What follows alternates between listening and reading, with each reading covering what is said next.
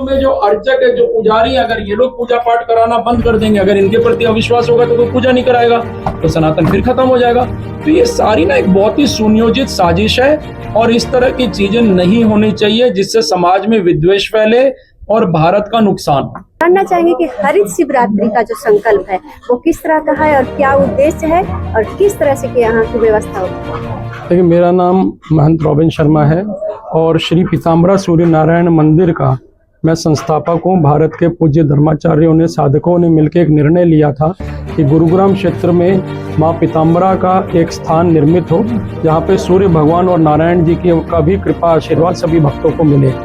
तो इस स्थान पर मुझे जिम्मेवारी सौंपी गई है और मैं महंत के तौर पे यहाँ पे कार्यरत हूँ। एक विषय आपने किया हरित शिवरात्रि का। देखिए, हरित शिवरात्रि एक बहुत बड़ा संकल्प है। इस न सिर्फ इसके माध्यम से हम लोग शिवालयों में जाके लोगों को धर्म के प्रति जागरूक कर रहे हैं, अपितु इस पूरे संसार को बचाने के लिए हम लोगों का ये संकल्प है, सारे धर्माचार्यों का, मंदिरों के पुजारियों का, विशेष रूप से राष्ट्रीय स्वयंसेवक संघ और विश्व हिंदू परिषद का। कारण क्या है कि जहां पर सारी सरकारें और सारी व्यवस्थाएं समाप्त हो जाती हैं तो वहां पर धर्म का कार्य आरंभ होता है। धर्म और धर्माचार्य आगे आते हैं उन व्यवस्थाओं को संभालने के लिए। तो इसीलिए अब पर्यावरण के विषय पे सरकारें फेल हो चुकी हैं। तो मंदिर के जो मठ मंदिर है, जो पहले से सनातन की व्यवस्था चलती आई है, जिसमें हम लोग समझाते आए थे लोगों को कि भाई प्रकृति से जुड़ो, प्रकृति को पूजो। सनातन ही तो बोलता आया है कि पेड़ की पूजा कीजिए, और कोई पंथ और कोई संप्रदाय इस बात की वकालत नहीं करता।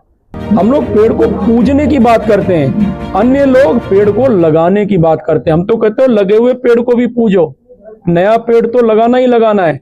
तो जहां पर पेड़ की पूजा हो रही है, जो सनातन प्रकृति को पूज रहा है, आज उसी की भाषा सरकारें बोल रही हैं, लेकिन सरकारें विफल हो गई क्योंकि उनका आधा अधूरा प्रयास है। सरकार को जो है आय के स्रोत भी चाहिए कि प्लास्टिक से बहुत ज्यादा कमाई भी होती है, रेवेन्यू चाहिए। इसीलिए सरकार का जो प्रयास है कहीं बहुत अच्छा दिखता है तो कहीं वो बैकफुट पे भी चले जाते हैं। लेकिन मंदिरों को इससे कोई लेना देना नहीं। हम चाहते हैं प्राकृतिक रूप से लोग आएं, भोले बाबा की पूजा करें, अर्चना करें, और विशेष रूप से प्लास्टिक का बहिष्कार हो। कोई भी प्लास्टिक की थैली में लेके दूध ला के ना चढ़ाए, ये अधर्म है। भगवान को अगर आपने दूध चढ़ाना है तो आप मिट्टी के लोटे में ले आइए, आप पीतल में ले आइए, स्टील में ले आइए, उससे लाके आप दूध चढ़ाइए, अभिषेक कीजिए, वो अच्छी बात है, लेकिन प्लास्टिक से ना चढ़ाएं। ये प्लास्टिक जो भी आता है रिसाइकिल्ड है, कोई नया ताजा आता नहीं है, तो वो अशुद्ध दूध ही चढ़ाया जा रहा है। तो मेरा अनुरोध है कि लोग इसका बहिष्कार करें और जितनी भी जो बेलपत्र, फूल और ये सब जो सामग्री हम लोग चढ़ाते हैं, अब मंदिरों के माध्यम से वो सारा एक स्थान पे इकट्ठा करके उसको हम लोग का प्रयास है कि कंपोस्ट पिट में डालें।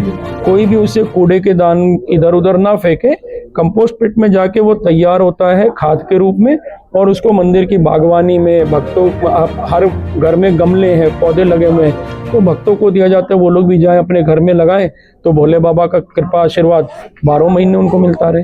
ये प्रयास है। जानना चाहेंगे सर, महाशिवरात्रि का जो त्योहार है बहुत ही बड़ा है और बहुत लोग करते हैं। किस तरह से शिवरात्रि का व्रत किया जाए या पूजन किया जाए जो विशेष कृपा हो महादेव? देखिए, देवादिदेव महादेव को तो भोले बाबा बोला गया है। आप उनको जिस रूप में पूजना चाहें वैसे पूजिए। एक सबसे बड़ी बात है कि हृदय से संबंध स्थापित कीजिए। कोई भोले बाबा को गुरु के रूप में पूजें। आपका कोई आध्यात्मिक गुरु नहीं है, कोई गुरु नहीं है, गुरु ही है जो व्यक्ति को मार्ग आगे दिखाता है, प्रशस्त करता है। तो आप भोले बाबा को गुरु के रूप में पूजिए, उनका ध्यान कीजिए, उनके साथ पिता का संबंध स्थापित कीजिए कि वो हमारे पिता है, परम पिता परमेश्वर हैं। जब आप ये संबंध स्थापित करते हैं, उसी भाव से आप पूजा भी करने लगते हैं। विशेष रूप से शिवरात्रि वाले दिन भोले बाबा का जलाभिषेक होना चाहिए, रुद्राभिषेक होना चाहिए, ये अनिवार्य है। और पूरी रात, ये तो पूरे रात भर ये पूजा चलती है। तो जो भी व्यक्ति अगर मान लीजिए दिन में कहीं काम में व्यस्त है, ऑफिस जा रहे हैं, कुछ कर रहे हैं, ऑफिस से आइए और फिर जाके आप रुद्राभिषेक कीजिए, पूजन कीजिए। और विशेष रूप से महामृत्युंजय के मंत्र का जप करना इसमें बहुत ज़्यादा अच्छा होता है, फलदायी होता है, शुभ होता है। आपकी जितनी मनोकामनाएं वो भोले बाबा पूर्ण करते हैं। क्या मैसेज रहेगा श्रद्धालुओं के लिए आपकी तरफ से? देखिए, देवादिदेव महादेव को तो भोले बाबा बोला गया है। आप उनको जिस रूप में पूजना चाहें वैसे पूजिए। एक सबसे बड़ी बात है कि हृदय से संबंध स्थापित कीजिए। कोई भोले बाबा को गुरु के रूप में पूजें। आपका कोई आध्यात्मिक गुरु नहीं है, कोई गुरु नहीं है, एक ही संदेश है, हरित शिवरात्रि हमारा संकल्प है और आपका भी संकल्प हो, हर व्यक्ति का संकल्प हो, जन जन का संकल्प हो, हर परिवार का संकल्प हो।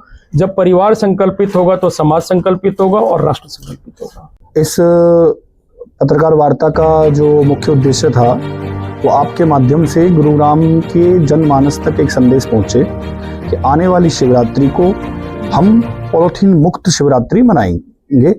हम कोई भी पूजन की सामग्री, चाहे वो बिलपत्र हो, चाहे वो पुष्पमाला हो, चाहे वो दूध हो, कोई भी सामग्री मंदिर के अंदर हम पॉलीथीन में नहीं लेके जाएंगे। उसके लिए हम अपने घर से एक टोकरी सजाएंगे, उसमें गाय का शुद्ध दूध रखेंगे और उसी में जल रखेंगे। वहीं पे फल मिष्ठान जो भी हमें चढ़ाना है, महादेव को अर्पित करना है, घर से एक टोकरी बनाकर ले जाएंगे, वहीं पूजा करेंगे और अपनी टोकरी अपने साथ वापस लाएंगे। ये नहीं कि हम थैली लेकर गए, वहीं बेर चढ़ाए, वहीं फ्रूट चढ़ाए और वहीं शिव जी के ऊपर ही छोड़ के थैली और वापस घर आ गए। तो कुल मिला के हरित शिवरात्रि विश्व हिंदू परिषद और राष्ट्रीय स्वयं सेवक संघ का एक समाज से एक आह्वान है कि आप हरित शिवरात्रि मनाइए, क्योंकि प्रकृति की पूजा ही शिव की पूजा है, शिव ही प्रकृति है। इस मूल भाव को लेकर आज जो है यह प्रेस कॉन्फ्रेंस आयोजित की गई। क्या कुछ कहना चाहेंगे भक्तजनों से आप? भक्तजनों से मैंने अभी जैसे आपको बताया, मैं एक ही अपील आपके माध्यम से करना चाहूंगा कि शिवरात्रि के दिन, विशेष रूप से शिवरात्रि के दिन और भी आने वाले दिनों में धीरे धीरे करके, मैं ये नहीं कहता कि एकदम से पॉलीथीन मुक्त हो जाएंगे हम, धीरे धीरे करके अपने जीवन से, रोजमर्रा के जीवन से भी पॉलीथीन को धीरे धीरे साइड कीजिए। क्योंकि ये बहुत बड़ा एक, जैसे भगवान शिव ने कालकूट विष को जो है अपने कंठ में धारण किया था, उसी प्रकार के विष का निर्माण ये हमारी पृथ्वी के गर्भ में धीरे धीरे दोबारा से कर रहा है और हमारी पृथ्वी प्रदूषित